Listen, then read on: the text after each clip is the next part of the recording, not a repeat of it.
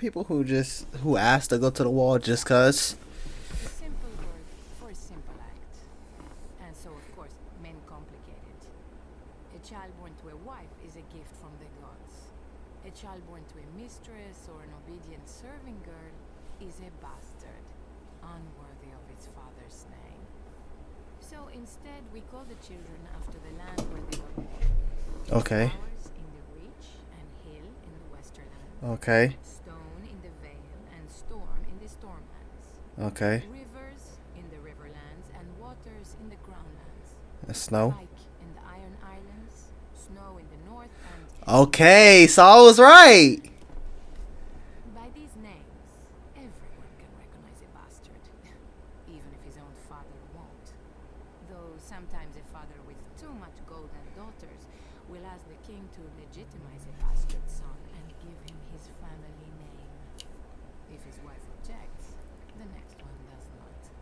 Ooh. But sometimes the gods play their jokes, and later his wife will give him a true-born son of their own. When this happens, well, children die all the time. So do fathers. Even the beautiful Targaryens had bastards when brothers tired of their sisters. Many took the name Blackfire after the Conqueror's own sword. When Aegon the Unworthy legitimized all his bastards on his deathbed, they rose up against his true-born heir. Westeros bled. Dorne yawned. For most of Westeros, the Blackfire Rebellion only proved what they already knew. Bastards are treacherous, born of lust and shame. But here in Dorne, lust is not shameful. We know that bastardy does not make a man more treacherous than another. Man does not need the hell. So I was right, man. Cause I'm like, that was the only thing that I could think of. Pretty much sums it up. A poor man has a sword. A rich man needs a man with a sword. Gold is exchanged. If the poor man knows how to use the sword, maybe he becomes the rich man. One way or another. I'm sure sellswords have a long and illustrious history. But if you meet a sellsword who knows it, best hire someone else. A sellsword should be good at one thing. Getting paid to kill people. It's not an easy job. Most people try to kill you back. And at least a few of them know how. The ones that don't, well, they often come in enough pretty armor to ruin an afternoon. A lot of high lords turn... I'd probably be a sellsword. They say they can't trust a man who sells his allegiance to the highest bidder. I don't blame them. Much cheaper for them to own an army from birth, either by people being on their lands or by their ancestors swearing a few oaths. But here's the thing. No sellsword has ever fled from the winning side. If your hired companies are running away from you, it's because you're not on that side, and you didn't pay them enough to die with you. Not that you could. Sellswords don't get rich dying for their lords. Sellswords don't really get rich. Some of the eastern companies on Essos stood fine. The Golden Company, the Second Son, the Windblown. Always a bit of fighting to be had in the free cities. Even if those merchant princes can be as tight as an old man's cunt. But then you're stuck in the heat and dust, hoping some dumb rich prick doesn't try to hire your company to fight Dothraki, because your dumb greedy captain would probably take it. Hedge Knights, now, are a different breed. Take a sellsword and remove the sense. They get their name from where they sleep, under the edges of the Seven Kingdoms, in ditches, in stables. They don't have the family name or the purse like real knights, so they spend all their money on armor and a horse, and ride in tourney after tourney in the hope of impressing some lord or winning some prize. One loss, and a lot of them are ruined. They can't ransom back their armor, even if they win. Think what a knight's good for. Killing men. You know how you train for killing men? By trying to kill men. Not prancing round with a blunted stick, bowing and waiting your turn. Maybe you think I'm just insulting the competition, so you hire me instead. Well, of course I am. So don't hire me. Hire a sellsword with educated heirs who tells you all about the great battles he's heard of. Or a hedge knight who's won a few tourneys, starting to build his name. And the man you're fighting against? He hires me.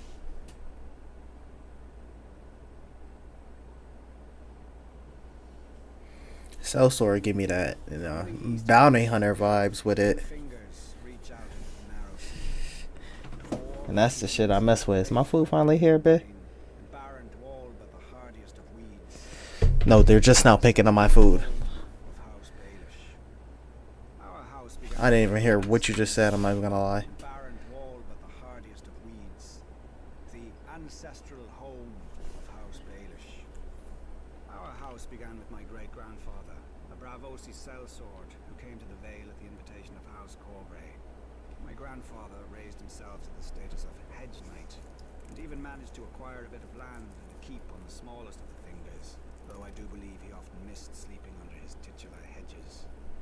The only thing worse than owning a dreary and desolate land is owning only a small portion of it. Luckily, I didn't spend much time there as a child. During the War of the Ninepenny Kings, a cheap name for a cheap cause, where other men fought for the king my father fought to befriend Hoster Tully, Lord Paramount of the Trident and head of one of the oldest and greatest houses in Westeros. Thanks to my father's heroic efforts, Lord Hoster agreed to foster me at Riverrun with his own children. Until then, my whole world had been a small tower on the gull-stained rocks of the Fingers. But when I first saw the stone walls of Riverrun rising from the Trident, towering over me, back then I was a little more easily impressed. The boy in me thought the gods themselves must live in such a place. I soon learned otherwise. Lord Tully's son, Edmure, was quick to ensure I would never forget myself in their house. He nicknamed me Littlefinger, after my size and homeland, and the name was just cruel enough to stick. His sisters, Lysa and Catelyn, made me a pawn in their kissing game, traded back and forth between them for practice. Hey. I enjoyed spending time with them. He did what he must. As we grew older, the game began to change, as all games do. Lysa grew more bold, and Cat more demure. When Lord Tully announced Cat's betrothal to a brute from the north whom she'd never met, I realized her duty would outweigh any feelings she had for me. Fool that I was, I challenged this Brandon Stark to a duel for her hand. He was a warrior, I was a boy. If Cat had not intervened, he would have killed me and laughed over my corpse. For my insolence, Lord Tully banished me from Riverrun. No matter. I had learned everything I needed by then. I would fight my battles not with swords, but with wits. Exactly. No man could match me. Even then, I know the two who can. died out on the Probably, I give you 3. I was again a poor lord, with no allies, no prospects, except, if I were lucky, the daughter of a Midland merchant. Then, opportunity arose. The Mad King executed that Brandon Stark and incited a rebellion. My old friend, Lysa Tully, was married off to John Arryn, Lord of the Vale, to cement the alliance against the Iron Throne. Like I said, my old friend. I quickly capitalized on our former affection and persuaded her to have me appointed as controller of customs at Gulltown, the Vale's greatest port. Wars burn gold like wildfire. When I increased the port's income tenfold, her husband took notice of this lowly lord from the Fingers, and when the new and profligate King Robert needed a master of coin who could find gold where no one else could, why, Lord Arryn knew just the man. Once, House Baelish had no lands, no name, and no gold. Now we have quite a lot of each. What new rung will the next generation climb? Let us not be hasty. I'm not finished yet. He low-key that guy with it, even though I don't agree a lot of the, well, you know, some of the times, but like, it's like if it was put in a different perspective, I'd probably be looking at how I'm like look at Tyrion. Like, there's people who can match him on wits, you know, give or take in a certain degree. In my opinion, my point of view. Tyrion, Varys, and Tywin. You know what I'm saying? There's another one that I nah. See, it's like you'll have that one singular moment from Pycelle, but like he be giving me idiot vibes, dude. No cap. And it's like all his moments kind of just be like, I don't even know how to explain it. But it's like he one of those. It's like he throw a thousand things at the wall until it stick. Then when he finally get that one that stick, then it's just like, okay, I can see that one. But it's just like, dude, you went through all of this to get to there, dude. Such is the nature of dragons and claim the Eastern mystics. For once they may have a point, though not the one they think. Fire consumes, leaving at its end naught but ash. Thus the fate of the Targaryens and their dragons. Thousands of years ago, Valyrians stumbled on the first dragon eggs in the mountains of the 14 Fires. I cannot imagine shepherds could hatch dragon eggs and bind such creatures to their will, but whatever aid they must have had is lost to history. Every educated person knows how the Dragon Lords then conquered most of the known world, breaking the ancient Giscari Empire, enslaving a continent, building roads and bridges that still stand today, though the art that made them is lost. An empire of marvels and misery. And now what is left of Valyria? Oh. A smoking wasteland. Pycelle, as soon as you're done, it's time to grub, my guy. Aemon Targaryen and his sisters brought their 3 dragons who had escaped the doom to Westeros, perhaps thinking to regain his people's lost glory. And so he did. On the field of fire, he proved that armies were no match for dragons. At Harrenhal, he proved that mighty castles weren't either. Aegon Targaryen became Aegon the Conqueror, first of his name, founder of a dynasty. His first act, to order his dragon Balerion, the Black Dread, to melt the swords of his beaten foes into his new Iron Throne. For over 100 years, the Targaryen dragons cemented their breeders' hold on the 7 kingdoms, if not each other. When Targaryen fought Targaryen in the civil war called the Dance of the Dragons, an angry mob stormed the Dragon Pit, that huge, now ruined vault where the Targaryens stabled their beasts. Thousands died, but through sheer numbers and madness, 5 of the Targaryen dragons lay dead by the morning. Which was perhaps too many. Thereafter, each generation of dragons grew smaller than its parents. Damn. Their skulls used to line the throne room of the Red Keep in order of birth. The oldest, Balerion, could swallow an ox whole. The last skull was barely the size of a dog's. Yet the Targaryens never stopped trying to revive their dragons. Aerion Brightflame drank a draught of wildfire and burned to death.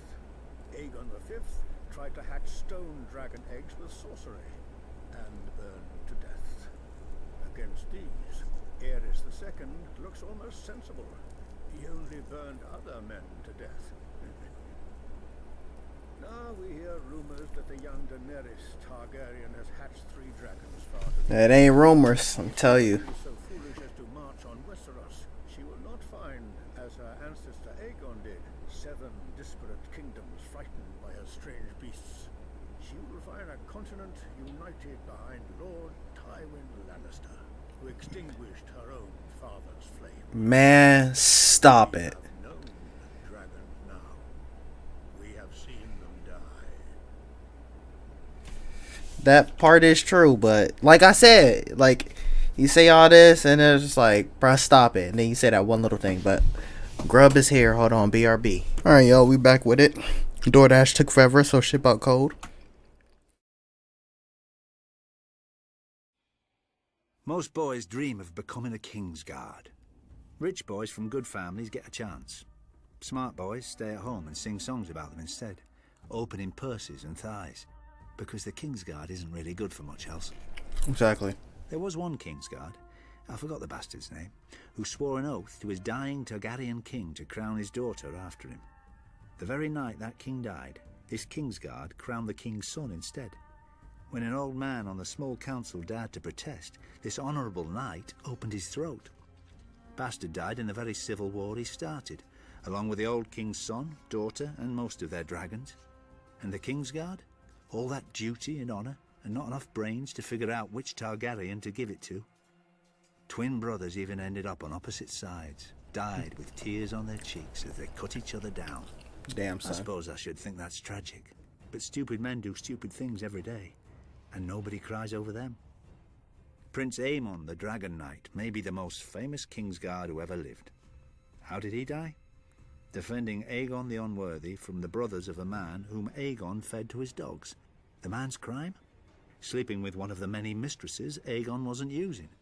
And the man was one of Aegon's own Kingsguard. Arthur Dane, Gerald Hightower.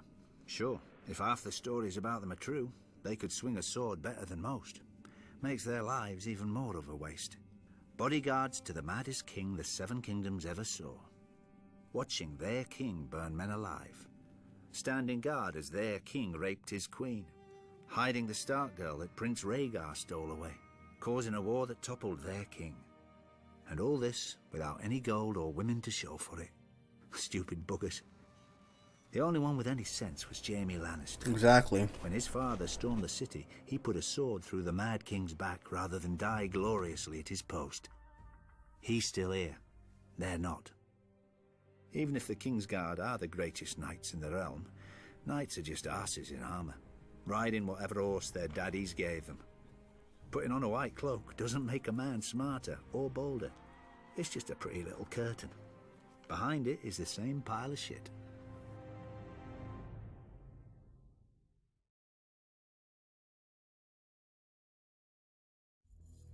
You can hear a maester coming long before you see him, thanks to the jangling chains he's forced to Oh. I don't know if I'm tripping or not. I guess I'll see when it happens eventually. No. If I'm wrong, I guess I'll see. But,